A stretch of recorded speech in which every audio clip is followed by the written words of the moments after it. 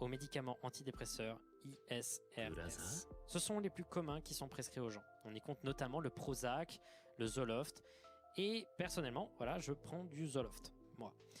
Et en effet, des effets secondaires présentés sont présents dans la notice. Et en effet, quand on se renseigne, une des controverses autour de ce médicament, le Zoloft, c'est que pour d'assez rares cas, il a empiré les symptômes, empiré les envies suicidaires et surtout, il a été reporté comme augmentant l'agressivité et la violence.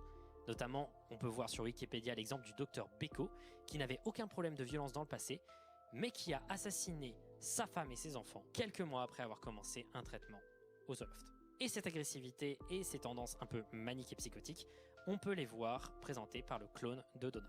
Attention, je vais quand même le dire, il faut éviter d'incriminer les médocs et tout ce qui est antidépresseurs. Moi perso, ça m'a beaucoup aidé. C'est pas le sujet, mais il y a clairement un problème avec certains antidépresseurs et il n'y a pas assez de prévention sur d'éventuels effets secondaires. Et on parle surtout d'un type d'antidépresseur, un truc qui est très commun aux États-Unis et un peu moins en France, ce sont les antidépresseurs OTC, on the counter. Ce sont des soi-disant antidépresseurs sans prescription. Il y a deux cas.